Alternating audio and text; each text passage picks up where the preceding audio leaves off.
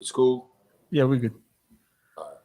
Welcome to the Walla Way. This is Imran Nanlawala, and we're joined by the one and only Anthony Morrow, former NBA player, three-point assassin, and current creator and director at Anthony Morrow Charities. Check it out, guys. Anthony Morrow Charities. Is it .com or .org? Org. I Org. should I should know that, but it's .org. Uh, and they're doing some amazing work in his local community, in Anthony's local community, giving back to the community, guys. So show some love. Visit anthonymorrowcharities.org. We'll share the link below. Anthony, man, I got up. Firstly, how you doing, brother? I'm doing well, bro.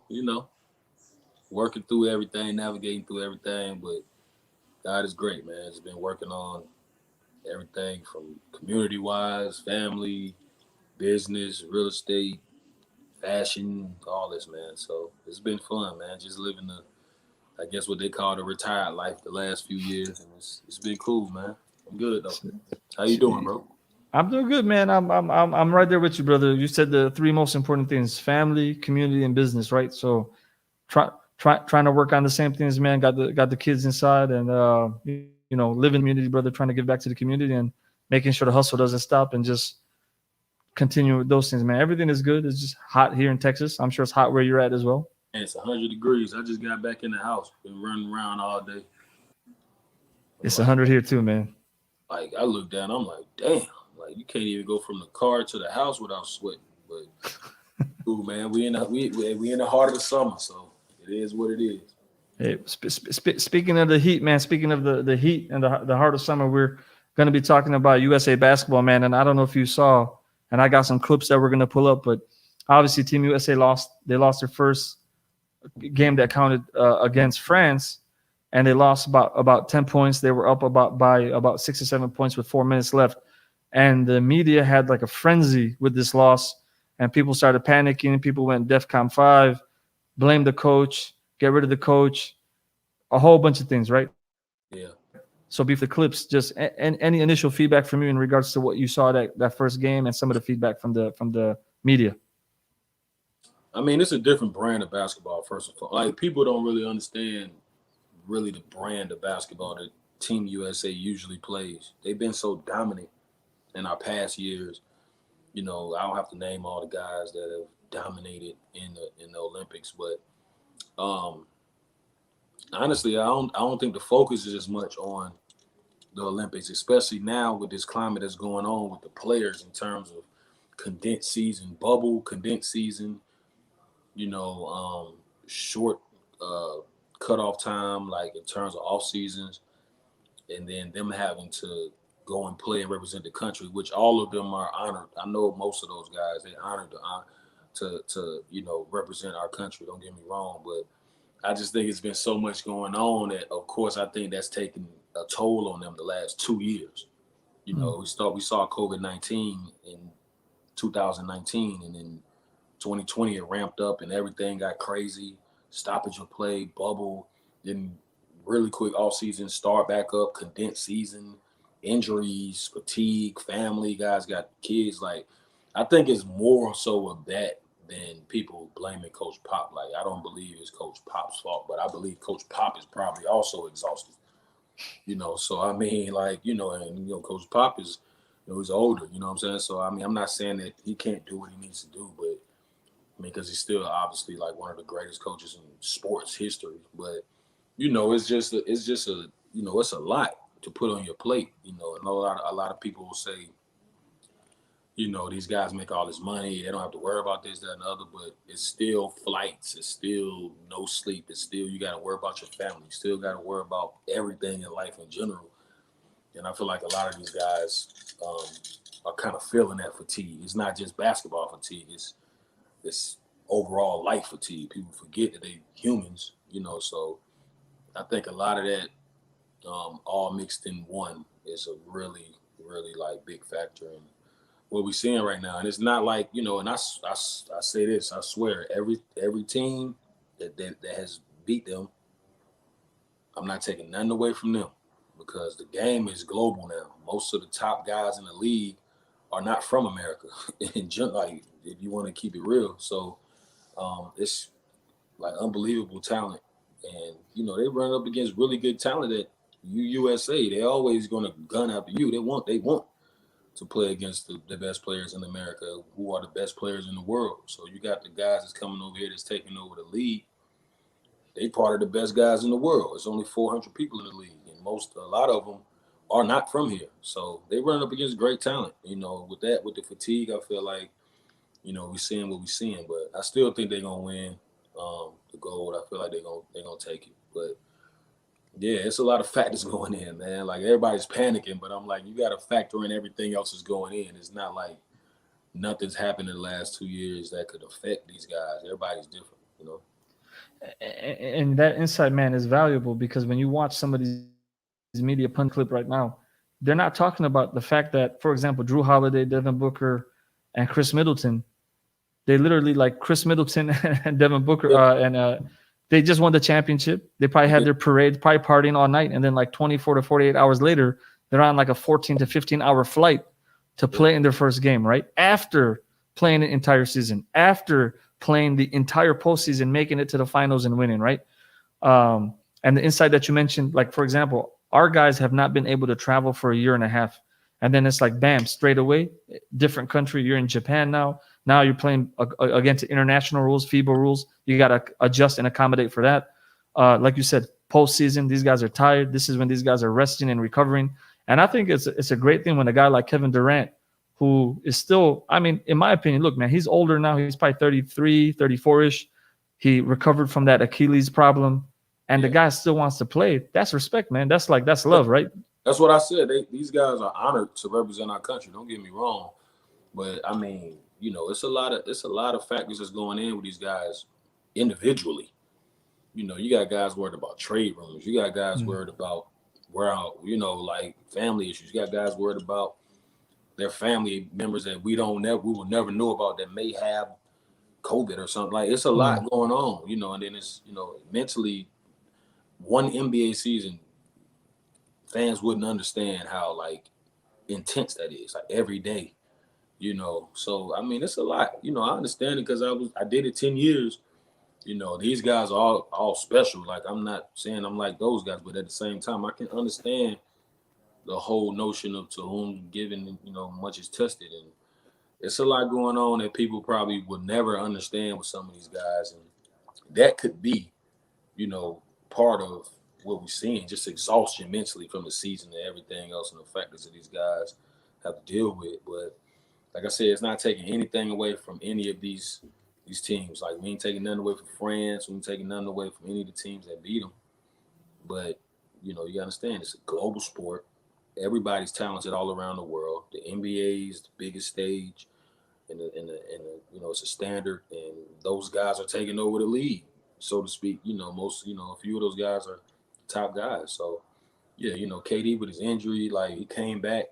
You know, I didn't even know because I haven't really been following all the games, but I looked up, and every time I look up, it's somebody that just got out of the conference finals or the finals. I looked up and saw my brother Drew Holiday. I played with him in New Orleans for a year, and I looked up and saw him. I said, that makes sense for Drew. I wasn't even surprised. You know what I'm saying? So, you know, I mean, people are honored to represent the country, but, I mean, it's a different playing scale now. It's a different playing field on both sides. No, I mean, think about even from the element of, okay, we lost Bradley Beal. He was there from the beginning. We lost Kevin Love. He was there from the beginning. So many guys are moving in and out. And you alluded to this earlier. This is not the 80s anymore. It's not the 70s. It's not even the 90s. Our last two MVPs and Defensive Player of the Year, they're not Americans. We got Giannis and we got Rudy Gobert, right? So, and look at what Luka's doing right now in the Olympics. So we have to be real that the game, and as fans of basketball, I feel like we should be happy because basketball now is becoming an international game. And let's be honest, the pinnacle of the game is still American basketball, still the NBA. Everybody watches the NBA. Everybody wishes and hopes to play for the NBA. Unfair, but let's go ahead and get started on the clips, and then I'll pause it every segment, and we'll comment on it. All right. One, Rob, you might remember last week or week and a half ago, whatever it was, kind of got into it with Greg Popovich at the press conference when he said, you remember when Barton said usually, you know, we've blown these teams out, and Popovich snapped at him, which was rude and wrong because we do blow these teams out. Now, I get it. We've had close games with the Lithuania, with an Argentina, you know what I mean? Close wins. But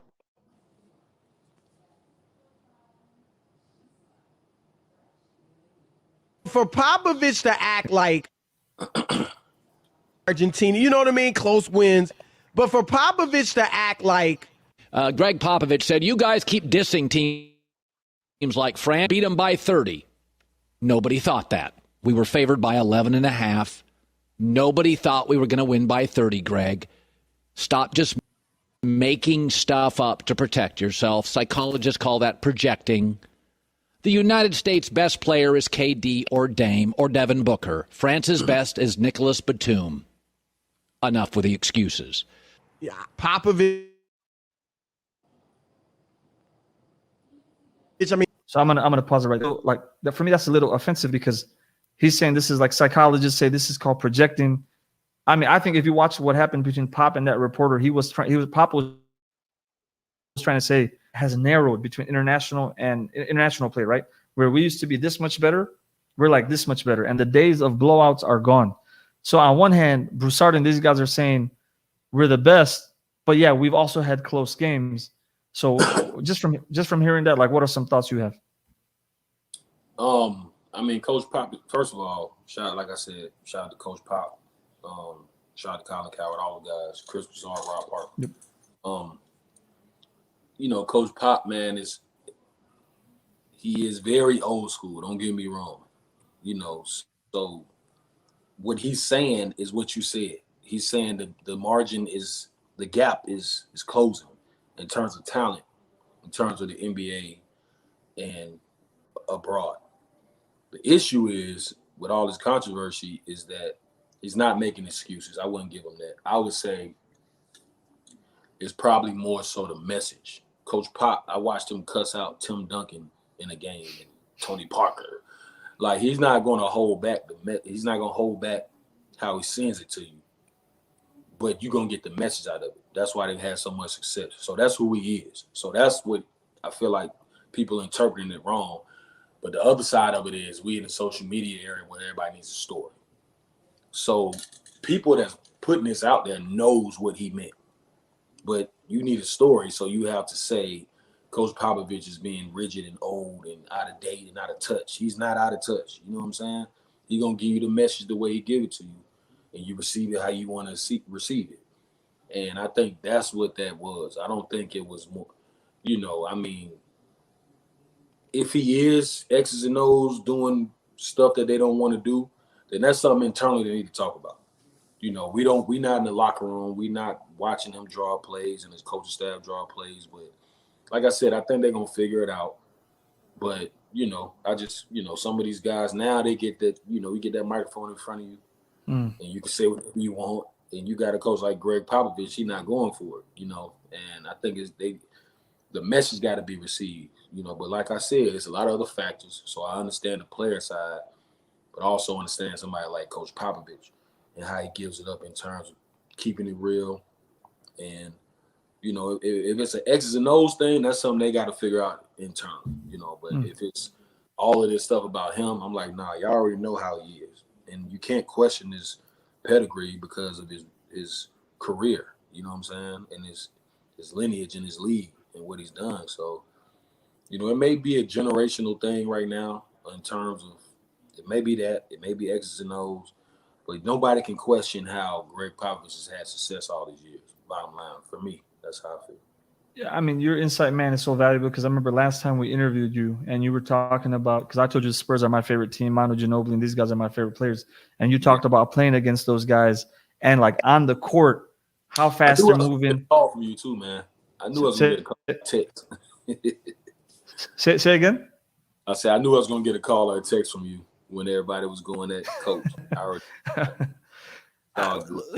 Let me put it this way, man. And I'm not, look, I respect all the athletes, right? Because when you make it to the NBA, that means you are at a different caliber, right? But even the NBA, you have a range of talent. But if you've made it to the NBA, there should be some a slap on the back in terms of this is very commendable. This is very honorable.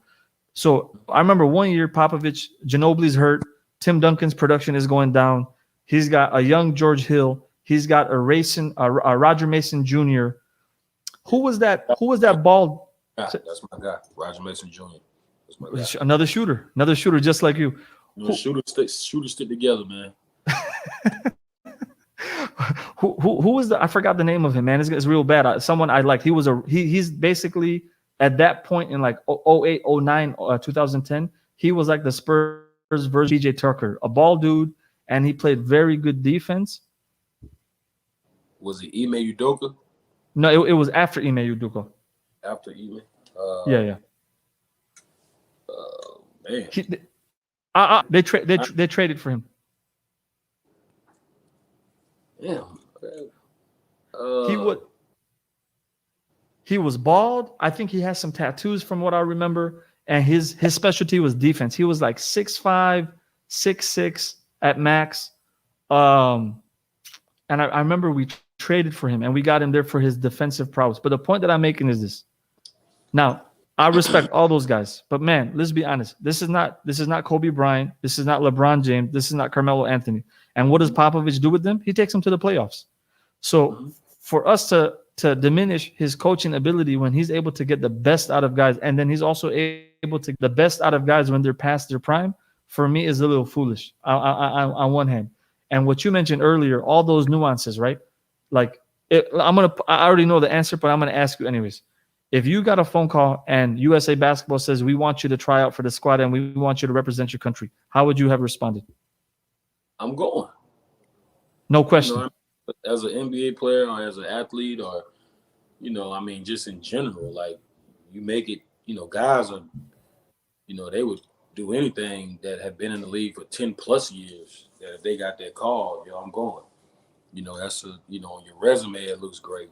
It's something you can tell your grandkids about and some of your family and your friends will be proud of, something you hang your hat on, another accomplishment. But, that's like, you not just represent the NBA and blessed to be able to be in the NBA, but you also get to be select chosen few. You've chosen few to be in the NBA. You've chosen few to represent your country as well.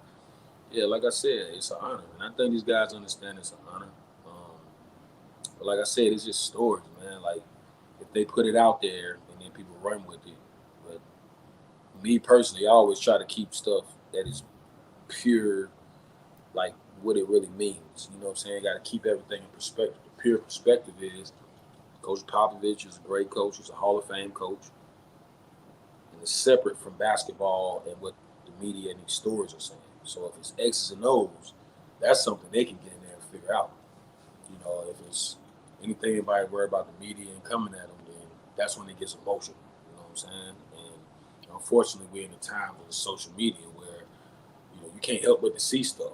So if you're on that bus, going back to the hotel, after the game against France and you see certain stuff and you have these meetings and people ask you why y'all losing and what's going on, everybody gonna be emotional about that, So I just think it's, it's a fatigue thing mentally, man. I think it's just like it's a war of attrition at this point. Like they have it, like these teams are really good and they're facing really good teams and they haven't played together long, so that is a factor. But they figured it out in the past, so everybody's expecting them.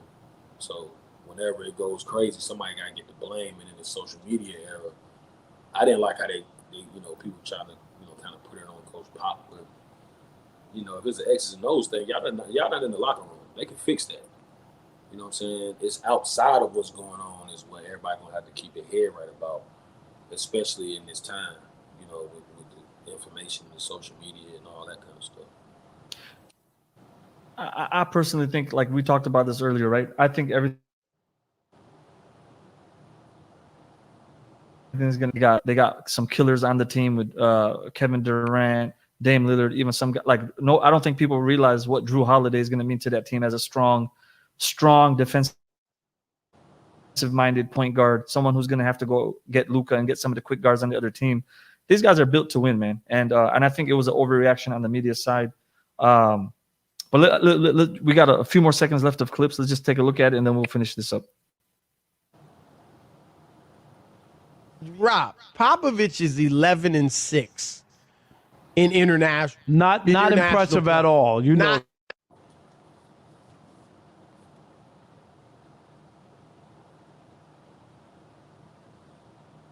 That. At all. Year or 25 games. Right. It was 25-0, right? 25 games, and Popovich loses the first one. He's 6-3 in games that matter internationally. And I'm sorry, Rod, and I'm not. There's other reasons. Does the roster fit? Players aren't playing well. I get all that. Players had to join in. There's like 3 or 4 who joined in after the late finals and everything, right? Yep. So, but Rob, he is not. There's no two ways about it. He's struggling in international play because this is not like he just they happened to lose the first game. Now there are reports, Rob, that the players were grumbling as they entered the locker room after the loss Sunday about Popovich's offense, running this San Antonio stuff and all of that. So this is getting this.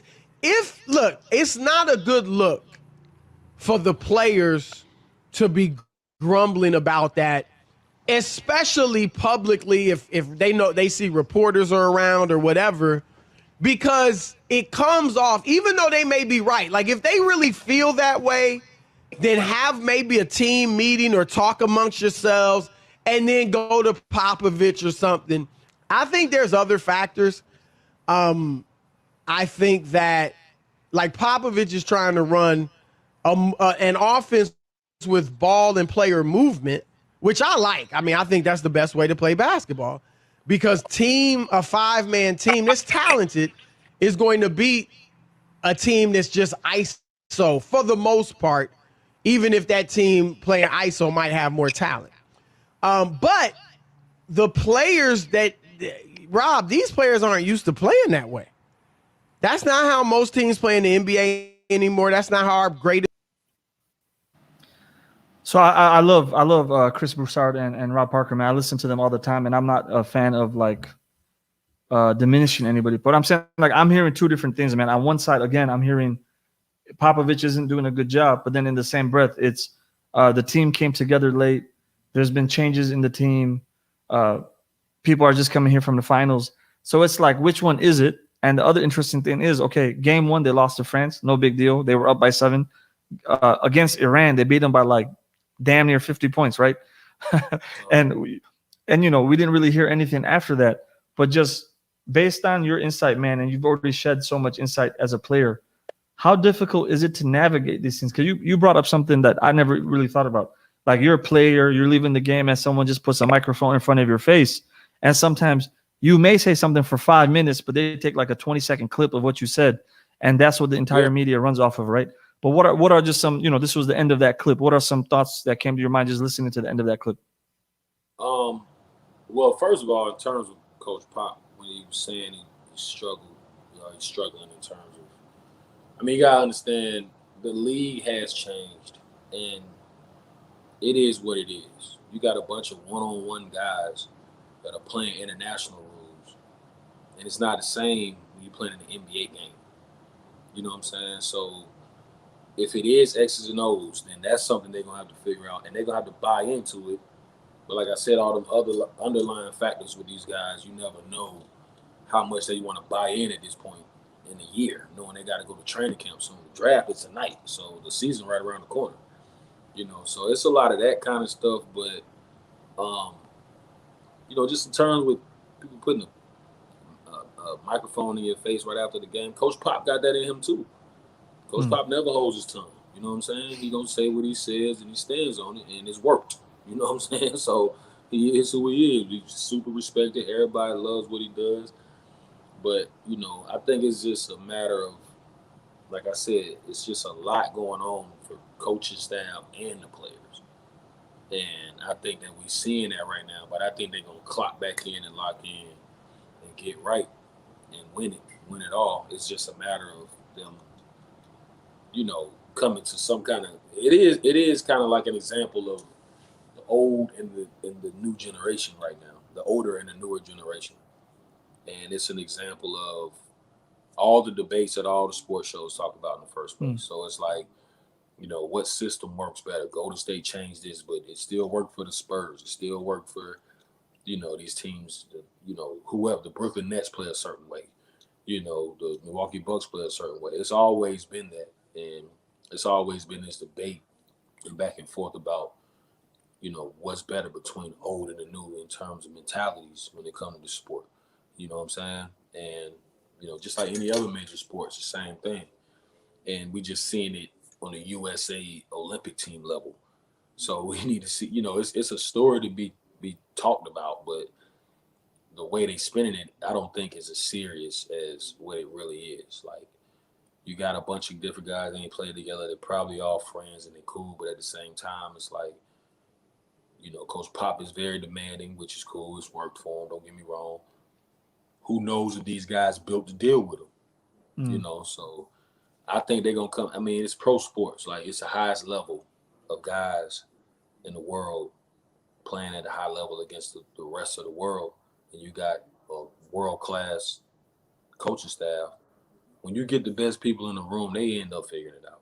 You know what I'm saying? At the end of the day, they end up figuring it out. Everybody got one common goal in the first place. They'll end up figuring it out. I just think that, like I said, with all the social media outlets, you get the chirping and everything. You look at your phone, you can't help but see it. You could be any of these guys, and you get in front of that microphone when you're frustrated, you can say anything. And that goes for coaches too, like it's everybody. So I just feel like that's what it is, but I think they're going to shake back and get right.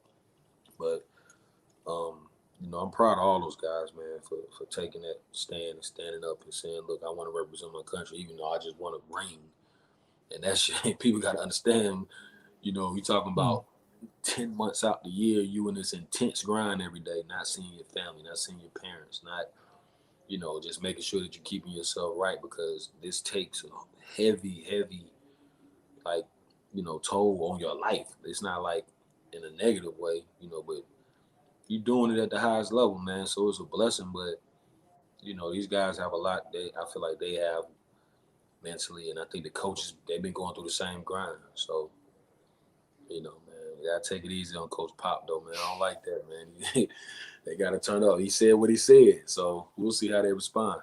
Yeah, on both groups, right? I mean, sometimes we fall into the mistake of criticizing a little bit too much as well, not realizing what they're going through in their personal lives, as you mentioned, family issues, Right. social issues, mental health, the grind. Sometimes you just need some time off, and you always got people maybe asking for money, asking for autographs, or asking for favors. So I think we're gonna be fine, man. I just don't see. We got Devin Booker, we got Drew Holiday, we got Kevin Durant, we got Dame Lillard, we got Bam, we got all these guys. Yeah, I think it's. I mean, you got guys that the whole offense is centered. Every person on the team, basically, the offense is centered around them. So to put these guys all together this fast, you got new guys coming in, like, so it's like, I mean, chemistry is definitely a part, but I wouldn't say that it's on Coach Pop. If the players are grumbling or whatever, that's something that's X's and O's. They can sit down in the locker room. They probably in film right now. I don't know. They're probably talking about that right now. That's how it goes. Like, I've been on teams where it's a conversation. It ain't even about who's playing hard or who's not playing hard. We need to just figure something out, And I think that's just what this is. It's a sports thing, but playing and knowing specifically, I know it's a basketball thing for sure. Chemistry really, really matters. I don't care how good the team is. So I think once they figure that out, once they come to X's and O side, basketball-wise, play calling, whatever it is, and an agreement on that side, I think they'll be fine.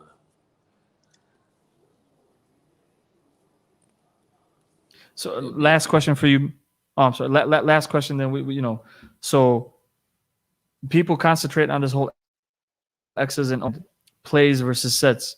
So from your experience, having played with different NBA superstars and having played on different teams, how important is it running particular offenses versus not running a particular offense? So does that make sense? Yeah, Yeah, I mean that's based off. No, that's a great question actually, because people don't talk about that a lot because people don't realize the discrepancy between coaches. You know what I'm saying? Like, Mm. good way. Like every coach can coach to me. Some coaches are obviously better than others, just like players. Some players are better than other players. But I mean that's all based on personnel. You know, if you give me if I have Damian Lillard, you got to build around what he does well. So you got to build players around somebody like that. You got a Kevin Durant or a LeBron James, a Devin Booker, Joel Embiid, like these kind of team around them. So your offense is basically going to be ran by these guys and through these guys. So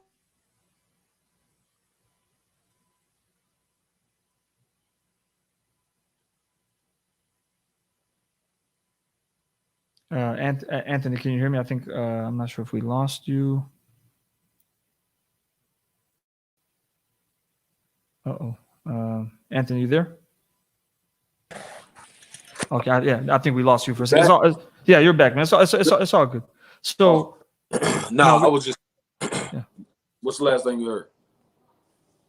So you gave the example of Damian Lillard, Kevin Durant, LeBron James running the offenses through these guys, and then you cut off. Yeah, I was just saying it to say, like, you got to run the offenses through these guys, obviously, but it's all personnel. You know, if you have a Golden State a few years ago, Steve Kerr, you run the offense through steps, so that's how you run your offense. It's a free-flowing, pass-move offense. The Phoenix Suns this year, they had a similar offense, and then when the game got close, we let your closers finish, CP and Book. So it's all about personnel, and once because at the end of the day, when it comes to play calling, when it gets to the playoffs, you got to let your stars be stars. So you got to have a well-ran enough offense and a lot of creativity and different options within your offenses and defenses, don't get me wrong. And you got closers on the other end, that's what it comes down to. That's how Phoenix almost won it. Obviously, Giannis and the Bucks were the better team. They earned it. They deserved it. But, at the end of the game, they were going to Giannis and Chris Middleton. You know what I'm saying? Once you get a league. So it's, football's the same way. I look at football like that. You got guys that can make plays. You got a quarterback that can make throws and make plays and, make audibles and great at the line of scrimmage. Then that's why we see Aaron Rodgers, Patrick Mahomes, Tom Brady. That's why you see guys like that. You know what I'm saying? You see teams like that that's ran around those guys. So, look at a great point guard or a great quarterback or a great baseball manager. They take the best of what they have and you build around it. So, I mean, I know it's tough if you're a sub 500 team or a lottery team for the last 10 years to get that right when you're in a small market. But when you look at teams like the Milwaukee Bucks, you look at the Phoenix Suns, like you look at these teams that, up and coming, the Charlotte Hornets, the Memphis Grizzlies, and New Orleans Pelicans, you see these people that's building their organization around their stars. They building everything around them. It ain't just them. But on TV, you see Zion dunking, but you gotta, you see Ja Morant, but you don't understand that it's a whole process to build around that. You gotta get the right coach. Obviously, you get the right guys around that coach that's gonna buy into, his process and buy into, what he believes in, and on the court, and then you go from there. But it's a process, the NBA, so it ain't easy. And that right there, that explanation, man, is one of the best I've ever heard. And that's exactly why we cannot. Sometimes in the media, you see that they'll go hard on a player, right? And it's like they don't take into account what the player has to go through, man. Like in terms of, like you mentioned, the personnel changes, the coaching changes. I talked to someone we're going to have on the show soon, Hussein Abdullah. He used to be a receiver in the NFL. I don't know if you yeah. Good guy, lives here locally, and he said that he still remembers because I asked him about the business side of the NFL, and I said, look, in this generation, players, they're more vocal, they're more willing to call out their management, their team leaders, the owners, and he was explaining it, right, and siding with the players, and he said, look, man, I'll never forget this example. He said one day I walked in, I forgot what team he joined. He walks in, the guy who has a locker next to him, he said, hey, what's up, nice to meet you. He says after practice he goes, it's a whole different guy at that locker. That guy got traded that day and he's gone, right? And he said that woke him up. That set the precedent in terms of what this is all about. It is a business. Yep. Yep. Yeah. Absolutely. That's number one. You know. Man, yeah, go ahead. Nah, you good. Go ahead. No, because there's a delay. I'm sorry, there's a delay, so I didn't want to cut you off. I want to hear what you. I was just piggybacking off what you said about it being a business. I played with a lot of guys where situations was like that.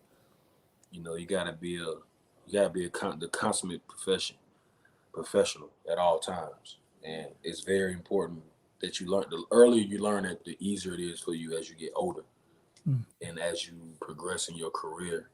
You know, with any sport, with any profession, not just sports, but you know, I saw a lot of that. You know what I'm saying? And you know, it's just that's something that I'm really like, you know, with a lot of the young guys in the league, college, high school, middle school, whatever it is just talking about, you know, how to carry yourself. You got the talent already. We blessed with that. Playing basketball since we 4 or 5 years old, 6 years old, and you get the opportunity to separate yourself. You got to still be able to hold it together, you know. So it's important. There's a lot of off the court stuff you got to take care of to stay grounded, to remember how you even got here, you know. So it is what it is. You gotta keep that with you. You know, I don't care who you are. I mean, if you look at who's been basically the face of the league the last 15, 16 years, I ain't even gotta say his name. You know, it's Bron. You look at how Bron has carried himself. Like, you know, he got probably the most haters of anybody in the NBA or people that don't like him. But I'm like, at the end of the day, he backed up everything he said, and then he's never got in no real trouble or situations. He's a family man, take care of his community. I'm like, look, man, at the end of the day, like, I don't know him personally like that, but, you know, that's like the standard. So how you gonna come in? You can't come in here and be an a-hole and you're not even getting looked at like that. You got to stay down and build your career through this. This is a job at the end of the day. It's not like you're playing for the rec league or something no more. You know what I'm saying? It's gotten a lot better, though. It's like the young group of guys is in the league that's going to take the league over in the future. The Trey Youngs and the Ja Morants and the Zion Williamsons, you know, the Devin Bookers and these guys, like LaMelo Ball, like all these guys are smart, young, energetic. People like to be around them. Businessmen already. Like, the league in good hands, man. I give a lot of credit to the league and also like LeBron and D Wade and Melo and Chris Paul and those guys. They kind of spearheaded this new generation that's coming up. So on that token, then bring it back to Ammo Charities, man. Talk a little bit about Anthony Morrow Charities, and because you brought up right now indirectly, you brought up mentorship, you brought up, you know, bringing it back to the community, keeping your head even keel. So talk to us a little bit about Ammo Charities and like maybe something you got going on with the charity.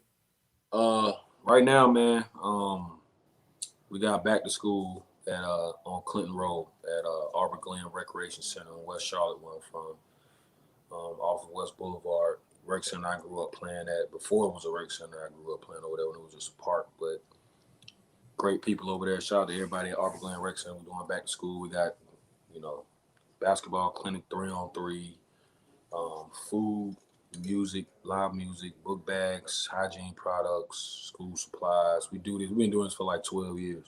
Bouncy house game, the game truck coming through. That's been new. I ain't never seen nothing like that till last summer. Like, you know, so it's, you know, indoor, outdoor, you know, praying that it don't rain. Got police department, fire department, sheriff's department. We've been doing this for 12 years. So that's our next move. But Anthony Morrow Charities in general, man, we just, you know, the mission statement is basically we serve underserved neighborhoods. It started right in the middle of my neighborhood where I'm from, my hood, Little Rock Apartments and Boulevard Homes off West Boulevard. And we serve underserved families, underserved parents, underserved children, underserved communities in general. We got a mental health program called Healthy Minds. It's been really successful. COVID kind of slowed it down because school went out, but we started it back. We do Thanksgiving drives. Christmas drives, of course. And back to school, of course, basketball clinics all year round. We just recently put in a financial literacy program that we did for the first time. We had to do it outside of the Boys and Girls Club. did it outside, and we had our people come out there and basically teach the kids and the parents just about financial literacy. Kashana, she shout out to my whole staff and everybody that works for me and work with me. Put these great programs together for mental health and financial literacy. So it ain't just hot dogs and hamburgers and basketball. You know, we really in the hood, like trying to, you know, we teaching parents and children at the same time. I save money. One of the people on my staff, Sean, wrote a book on financial literacy, a children's book on financial literacy. And I was surprised at how many parents was tapping in. You know, not that they didn't know it, but at the same time, it was so creative the way she wrote the book for boys and girls to understand what it is to build credit, to gain equity, you know, to the importance of buying land, the importance of keeping land, the importance of being able to trade, or to learn to trade, you know. So it's been cool. That's been like the most, like I get more excited about that than I do on the basketball side now when it comes to the foundation, you know. So it's been good, man. It's been around. I had my 501c3 since 2009. So we're 12 years strong, and, you know, I'm just blessed to have my manager, Vina Vaughn, and, you know, everybody that's been working with me, man, Sharika Fair and Greg Jackson and everybody that's on my staff and on my board, man. It's just been really, really helpful, man. Everybody motivated, everybody locked in. And it's been a process to get there. That's another thing, you know, to get the right people around you to share the same initiative that you have. You know what I'm saying? So that's been cool. So, you know, I just been staying out the way doing all that, man. Staying in the way, but staying out the way. And if people want to support the foundation, is it just as simple as going to the website and they can make a donation? Yeah, you can go on Instagram and go to Anthony Morrow Charities. It'll come up all one word, and then you go online, anthonymorrowcharities.org. We got a whole like section for volunteers, donations, whatever you want to do. But Awesome. you know, I don't take nobody back. You know, if you got your heart and your mind in the right place, man, we gonna accept you in, man. It's what we've been doing. So it's been something I've been proud to be able to really spearhead. You know, my mom was a huge influence of this because she didn't have her own foundation when I was growing up, but she always was super, super into, you know, giving back in charity. She said, if you ever get anything, you got to give something back. You got to take care of your neighborhood. And, you know, so I'm the only person that ever made it from my sections. So, you know, basketball wise. So it's been something that we've been really excited to continue to do, man. So it's been cool. Shout out to Novi, Atrium, Duke Energy, like all these places has been supporting us with the donations, and you know, everybody's been pulling up. Everybody has been showing love and supporting, and it's gotten really, really strong the last few years, especially the last few years specifically. So, looking for more big things, man. Got some more ideas, so we're gonna stay tapped in. No, man. All the best with that, man. I'm honestly, you know, I've doing these interviews. You know, I can say honestly, you're a real one, and it's very, it's an honor to know you, an honor to see the work that you're doing on the ground. Because a lot of people forget about where they came from. A lot of people forget about that wisdom from the elders. Like you just gave that example of your mom, and that's very fascinating. Because even from like the Indian community, you see our elders were very connected with giving back to the community, even when the elders themselves didn't make much money, right? But there was still this importance of giving back to the community. So shout out to the fam, to your moms, man, and to everything that you're doing and to your staff. And thank you, man. Thank you, brother, for your insight. This was a very valuable insight from you, and looking forward to having you on again. Absolutely, bro. Same to you too, man. You already know how we are, man. We Thank you. rock, bro. Proud of you too. Thank you for bringing me on, man. And we're gonna do some work. You already know. We already talked about it, so I'm looking forward. No, we're ready, man. We're ready, man. Appreciate it, brother. And guys, AnthonyMorrowCharities.org, and you can visit them on Instagram. Again, a real one, someone who's doing work on the ground. And he said it's not just about hamburgers and hot dogs. They got financial literacy for the youth, financial literacy for the adults. So this is what community empowerment and really trying to transform a community. And it starts at the local level. So do show them love. Check them out. Registered 501c3. And we'll see you guys soon. Appreciate y'all, man. Thank you for having me, bro. No problem, my brother.